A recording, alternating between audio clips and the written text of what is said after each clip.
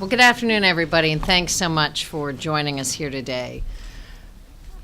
We're delighted to be here for this important announcement because protecting our nation's food supply is a top priority for President Obama, Vice President Biden, and our departments. And we know that families have enough to worry about. You shouldn't have to worry about whether or not the food on your dinner table is safe. But we've seen too many large-scale recalls, everything from spinach to peanut products, pistachios, peppers, mushrooms, alfalfa sprouts, and recently even cookie dough. We also know that food safety is a critical public health issue. Each year in the United States, an estimated 5,000 people die, and tens of millions fall ill from consuming contaminated food. So earlier this year, about 4 months ago, the President convened a food safety working group, bringing together officials from across the administration to discuss how we can strengthen the food safety system and bring it into the 21st century. The President asked our group to advise him on how we can do a couple of things. How can we update our food safety laws for the 21st century? How can we foster cooperation throughout government and ensure that we're not just designing laws that will keep Americans safe, but actually enforcing those laws? Now, those aren't easy questions, but the 13 departments and agencies that participated in the working group have developed some important answers. So today, we're pleased to announce the basic principles that we've agreed should guide our food safety system. And they are as follows. Number one, preventing harm to consumers. Doing no harm must be our top priority. Secondly, that food safety inspections and enforcement depend on good data and analysis. And third, that outbreaks must be identified quickly and stopped. Now, these aren't just words on a page. We're already putting these principles into action. We know that prevention is job number one. And today, the Food and Drug Administration issued a final rule that will help control salmonella contamination of eggs during production. With the new requirements for a number of preventive practices, this rule is estimated to reduce the number of foodborne illnesses by about 80,000 every year and will generate an annual savings of over $1 billion. The FDA will also issue new guidelines that will help prevent contamination of tomatoes, melons, and leafy greens. These proposals will establish a minimum recommended safety standards for the protection and distribution of these foods and help reduce the number of foodborne illnesses they may cause. And even as we increase our focus on prevention, we know that we can improve our response and recovery from outbreaks of foodborne illness. HHS and the U.S. Department of Agriculture will improve our efforts to collect better data about potential risks presented by different foods and more rapidly identify any potential outbreaks. In the next 3 months, the Food and Drug Administration will issue draft guidance on steps the food industry can take to create tracing systems that will allow us to more quickly detect the sources of contamination and more quickly remove the unsafe food from store shelves. We're implementing a new unified incident command system to address outbreaks. The system will bring local, state, and federal governments together to help protect the American people. And to increase accountability, we're creating a new position at the Food and Drug Administration, a Deputy Commissioner for Foods. This position will report directly to Commissioner Hamburg and be responsible for restructuring and revitalizing the FDA's work to protect our food supply.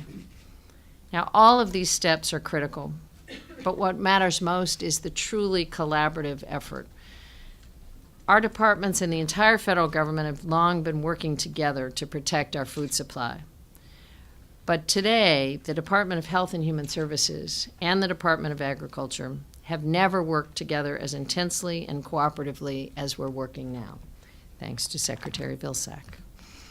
The spirit of cooperation is essential to the success of our nation's food safety system, and I know it will support our efforts as the Food Safety Working Group continues its work. Before I turn over the microphone, I want to acknowledge that some of the leaders of the food safety initiatives are here in this room. Congressman Dingell and Congresswoman DeLauro have long fought these battles on behalf of citizens across the United States. We have the leadership from the FDA, who has been extraordinary. We have leadership from the U.S. Department of Agriculture, colleagues at HHS who have done enormous work. And with us is Melody Barnes and Tino Coelho from the Domestic Policy Council, who have been working to develop these important recommendations. So this truly has been a cross-governmental effort. And now I want to introduce my good friend and partner in food safety, the Secretary of Agriculture, Tom Vilsack. Thanks. Thank you. Thank you very much. Thank you.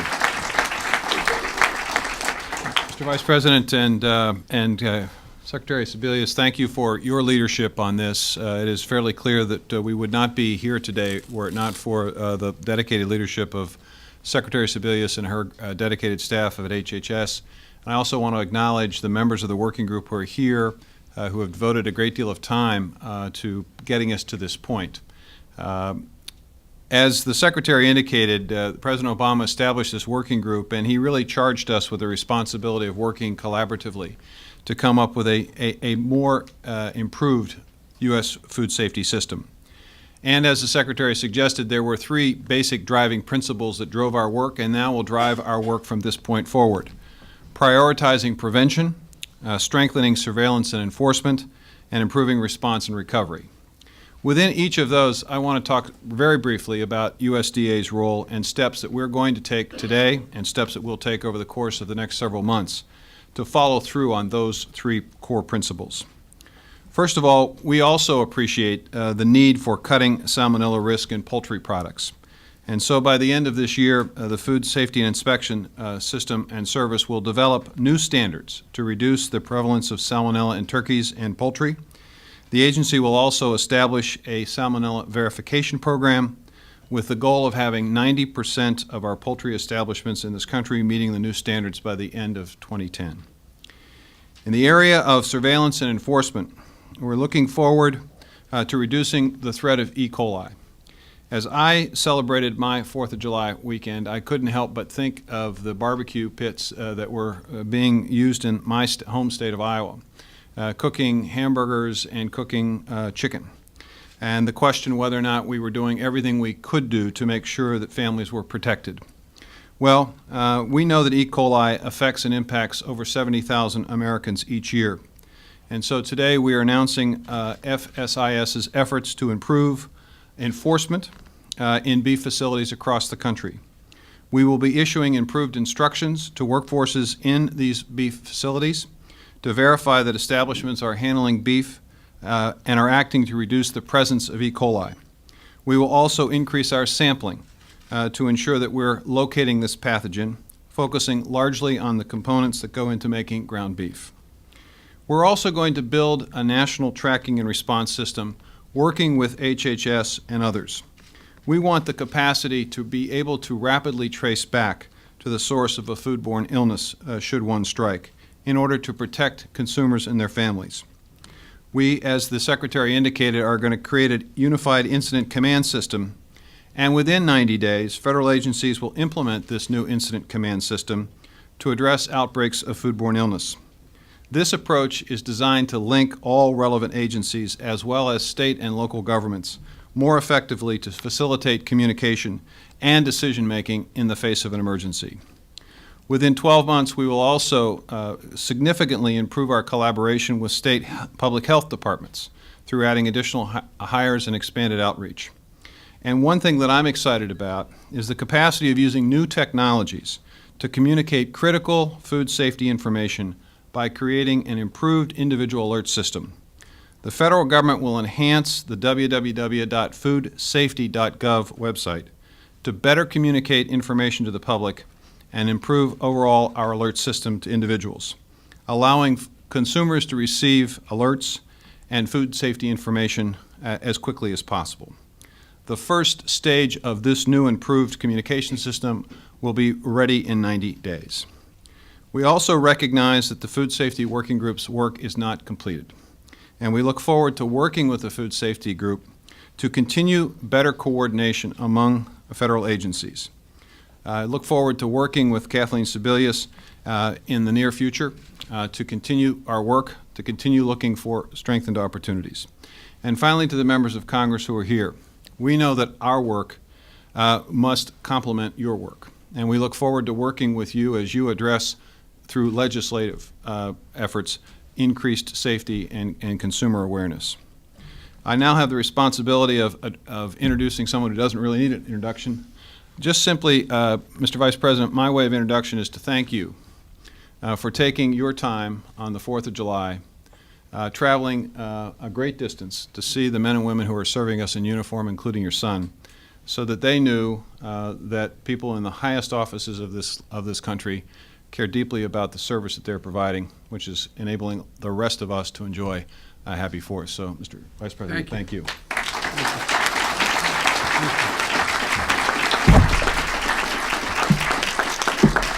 Well, Tom, I'm going to put this on the ground here. I want you to know, while you were thinking of those barbecue pits in Iowa, sandstorms were preventing the barbecue pits from working in Iraq, but we still had a great 4th of July. Secretary Sebelius, Secretary Vilsack, I know you know this dean, the dean of all of the Congress, John. I know you know that one of the great benefits the president has is, and I mean this sincerely, is having the talented cabinet he's put together. When he turns around and turns to Sebelius and Vilsack, two former governors, and said, I want to get something done, it gets done. I mean, it's amazing. I really mean it. I've been in this town a long, long time. And I'm telling you, they know what they're doing. Their agencies are in the kind of shape they've never been in before. And I want to start off by complimenting them and the rest of you who work with them on taking on the charge the president gave them within the short amount of time they've done it. And I want to thank you for stepping up and taking these important steps to ensure the health and safety of the food supply here in America. I also want to say it's good to see you, Rosie. You've been at this for a long time, and Bart Stupak as well. Congressman Stupak is here, and we want to thank you. As the Secretary ended, he said, we know this got to be in conjunction with what you do legislatively. And I know the intensity with which the three of you feel about this, and your leadership is very much appreciated, and we're anxious to see how you move from here. There are a few responsibilities more basic or more important than for the government to making sure that our families in America eat food that is not contaminated, that's safe. I mean, you think about it, it's kind of like, among the first responsibilities. And when you look out into the audience today, we see there are parents who have lost children because of what they ate. When you hear Nancy Donnelly, Nancy's here with us today, you hear her story, it's heart-wrenching. Her 6-year-old son, Alex, fell victim to a fatal foodborne illness transmitted by tainted fast food hamburger. The hamburger, something we've all feed our children, something that all our kids have eaten without us thinking twice about any possible danger. When we hear Nancy's story and so many tragedies like hers, it not only breaks your heart, it compels you. It compels us to do everything in our power to make sure that it doesn't happen again, ever. That's why, when you cut through all of it, that's why we're here today. We're here today to prevent and to prepare. We're here because we know American families have enough to worry about these days, just about putting food on the table, let alone whether the food on the table that they place on the table is going to be safe for their kids and their husbands and wives to eat. They should not have to have that as a concern. It's like I said, it's tough enough these days just getting enough money together to put food on the table. A lot of people are in trouble. Our middle class task force that the president set up and asked me to chair, that both my colleagues have worked very hard with me to bring to life, is about making life better for the middle class, period. And that's why it was created. And part of that is eliminating the perils of food-borne illnesses. To do this, we have to act quickly and decisively to create a more comprehensive, more rational, more effective approach to food safety as outlined by my colleagues. This is, when you think about it, it's pretty long overdue. You know, I mean, you guys have been talking about this for a long time, my friends in Congress. And quite simply, the food safety system of our country needs a significant update. In many ways, it's been unchanged since 1906 when Upton Sinclair wrote his book, The Jungle, and first brought the whole issue of food safety to public consciousness.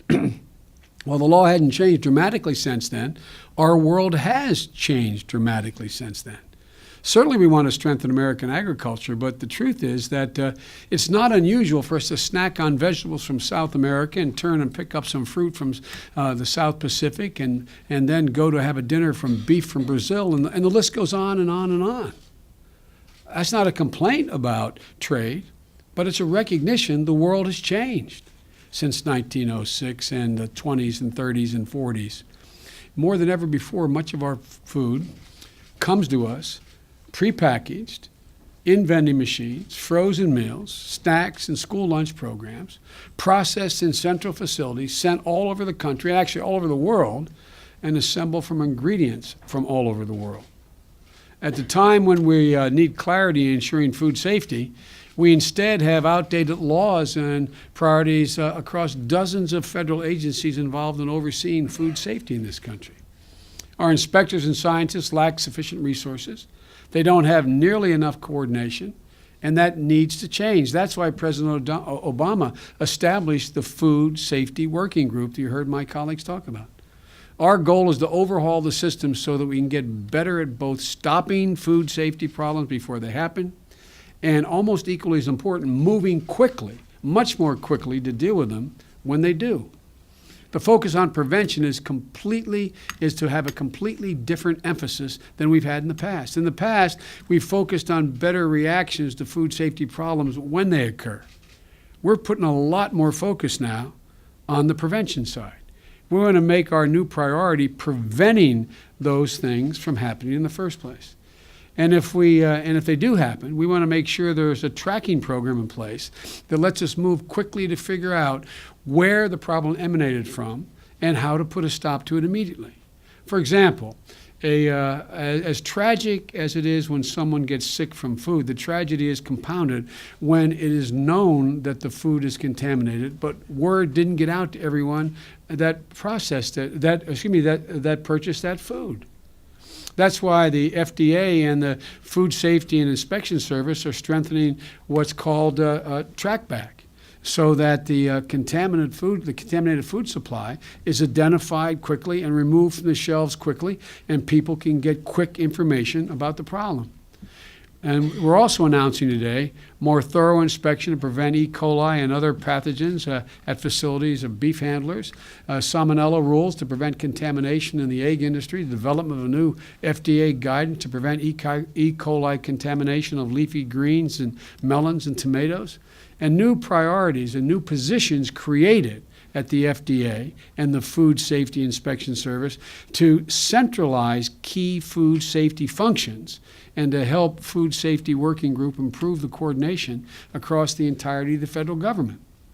These are important steps in making our food supply safer, but we know they're just the first steps of many. The President has made food safety simply an important national priority. It's basically that basic. When he turned to you guys, that's what he was talking about. Make it a priority. You know, my dad used to say, if everything's equally important to you, nothing's important. There have to be priorities, and this is one of those priorities. Secretary Sebelius and Vilsack, you're to be commended, as I said, for moving so aggressively in carrying out the President's commitment to this issue. Now we need the Congress to act, and with the leadership here in front of us who've been moving on this for a long, long time, I'm confident we'll be able to do. We need to make sure that our inspectors and scientists have all the tools they need to keep our food safe, and the unsafe food is subject to mandatory recall, so we never, ever have to hear again stories like Nancy's and thousands of other parents whose children and friends have been impacted by this. I should close by, I'd also like to thank the president of the Produce Marketing Association is here tonight, Brian Silverman, who I might add, coincidentally happens to be a Delawarean. And I keep telling the secretary, Brian, that agriculture is a big deal in the state of Delaware. And he doesn't quite believe it, being from Iowa, and nor does my colleague from Kansas. But in the Delmarva Peninsula, chickens are a $3 billion industry, so this matters. And I want to thank you for your participation, all of you, but I most want to thank the effective and immediate way in which the two secretaries behind me have acted. So I say to our friends in the House and the Senate, the only reason why Senator Klobuchar is not here, we're finally swore in a senator from the state of Minnesota, and she's at that reception, but she is equally as committed. So we're looking forward to any help we can be, of any assistance in seeing to that you are able to move some of this through the House and Senate as with additional legislation. Thank you all for being here, and this is ended. Thank you.